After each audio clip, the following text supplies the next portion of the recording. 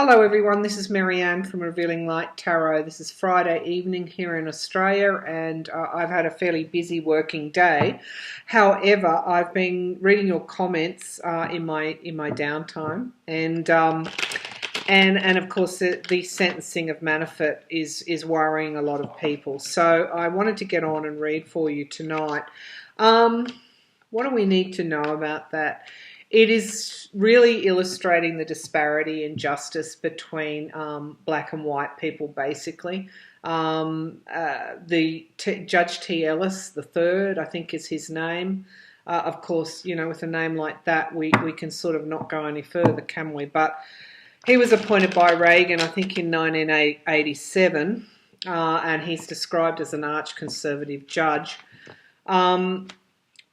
I guess what's important to bear in mind is that this is only one of two sentencing before the court that Manafort has to face.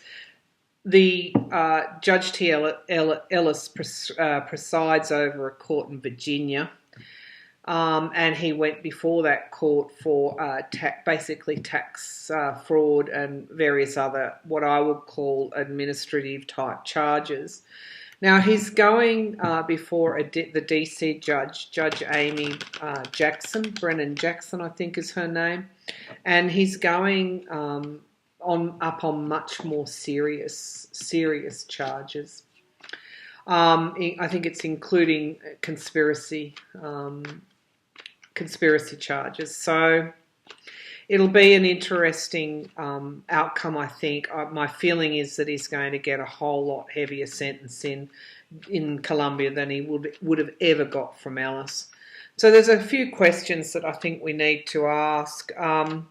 What is really sad, I think, for me, is that I read an article this evening where an African American in Brooklyn had received the same sentence for stealing for $100 from a laundromat, as Manafort had received for tax fraud and various other crimes. So that kind of says a lot, doesn't it? It says a lot about Mitch McConnell's attempts to stack the courts and why, you know, it's kind of like a snapshot really into that. So let's ask a few questions. I guess right off the bat, did anyone get to Ellis and ask him to go easy on Manafort? That would be the first. Let me just adjust this light a bit so that you can see the cards. All right. Did anyone get to Ellis to ask him if he would go lightly? Was it, or did Ellis just understand that's what was required? I think it's more that case, but we'll ask. Did Republicans get to Ellis and ask that he go easy on Manafort? Judge T. Ellis and Manafort. What do we need to know here? All right, let's bring the laptop down. So straight away we've got this Eight of Cups card coming forward, which is the card of loss, and so this is really this is Manafort. But interestingly, in this card is that he's actually walking away. So in a way, while 4 years is 4 years, I don't know what the non-parole period is and how soon he could be out. All of those factors. But it's almost like he gets to walk from very, very, you know, quite serious charges. Here's his challenge.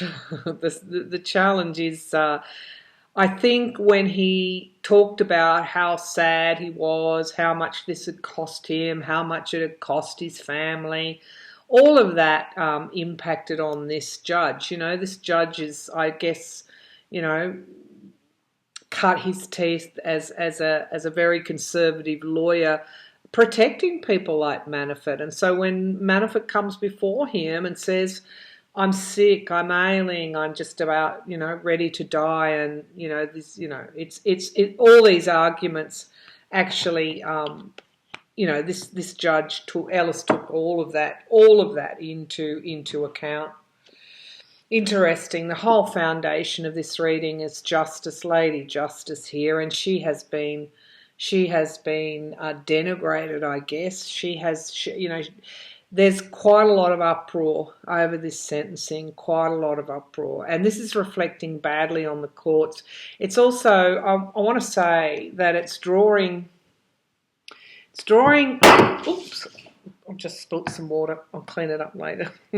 It's drawing attention to what McConnell is actually doing, and trying to ram through so many of these really lifetime appointees, Conservative judges, and so what we're kind of seeing that unfold. Why they would do that? Why are they trying so hard? They know they're unlikely, maybe not going to hold power in 2020, and this is their opportunity to get judges in there that will look after their mates, so to speak, and potentially could be looking after them. Let's face it.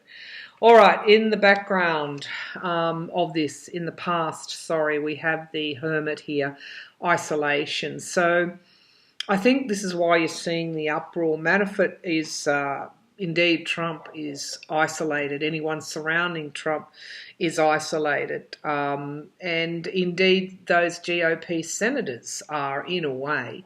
And I think this is starkly contrasting against what should have happened, justice should have happened, because they don't enjoy the support of the people. There's an expectation that justice will be done.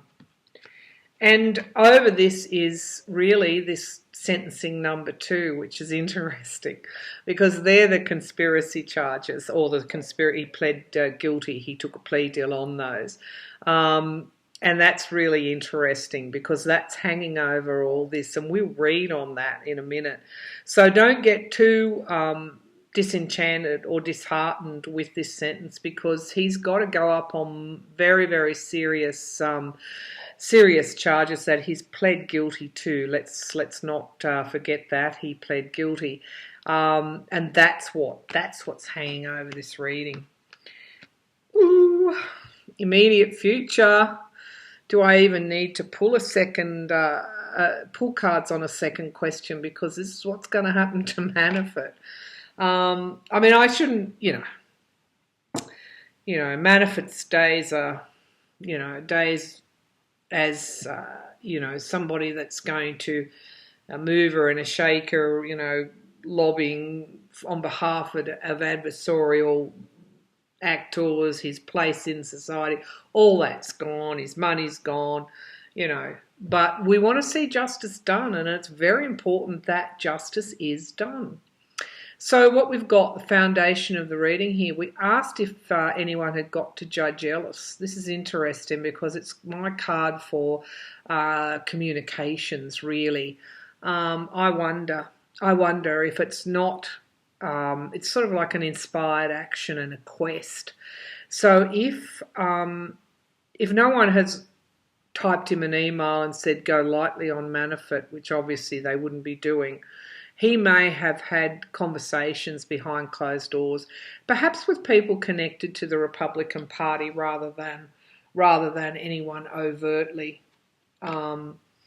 Maybe there was an expectation there, an expectation conveyed to Judge Ellis.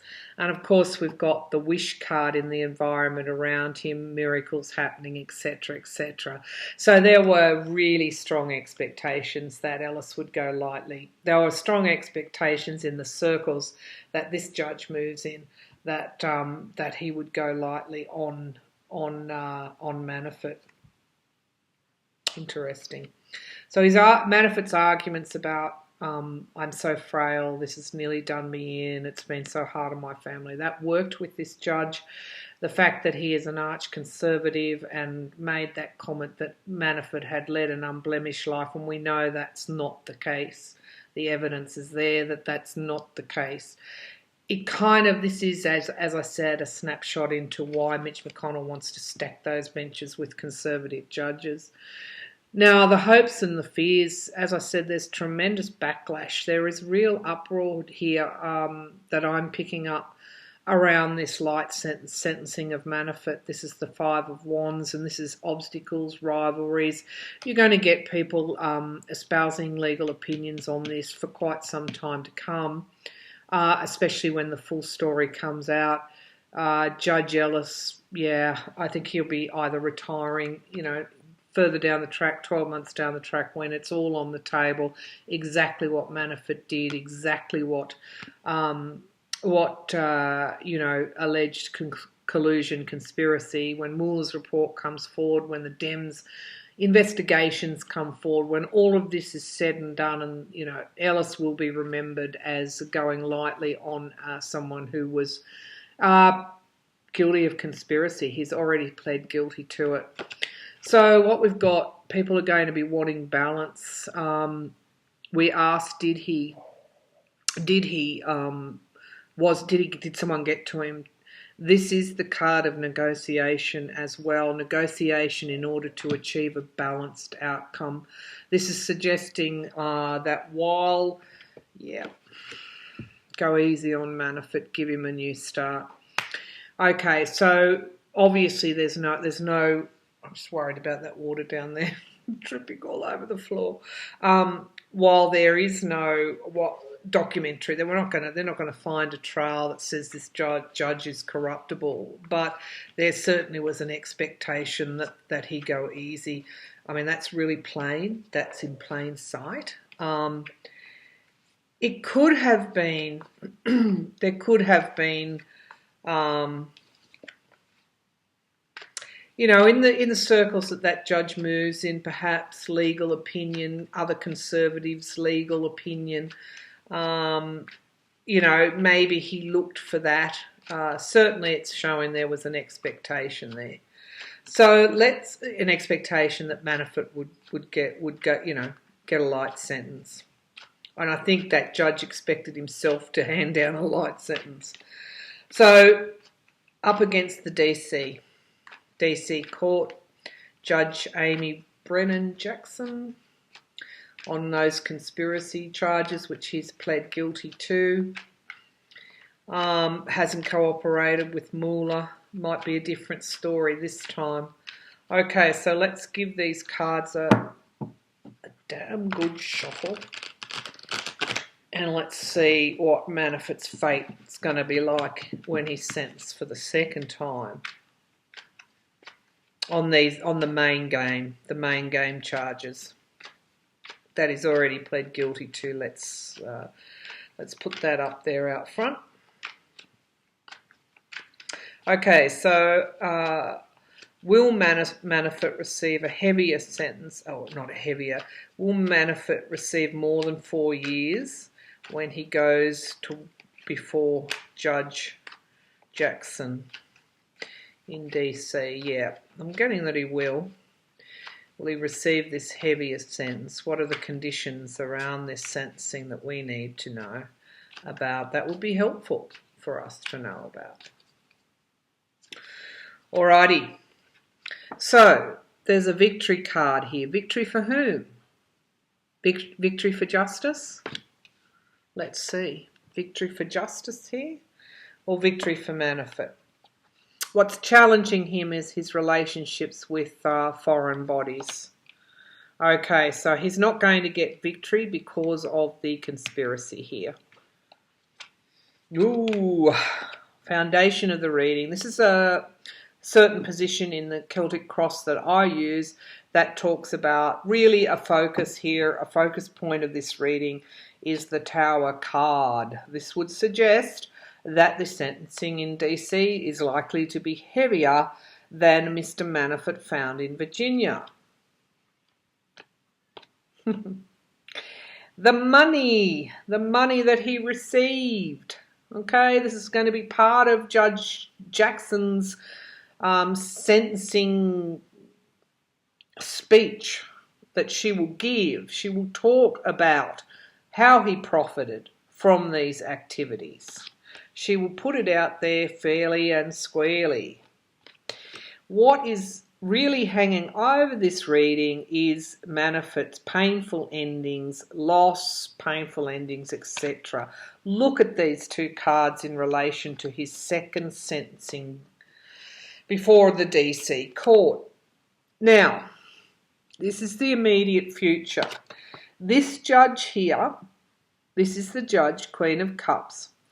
She is going to be showing that she is going to be upholding, supporting justice. She's going to be demonstrating that you can't conspire against the US and get off with a light sentence.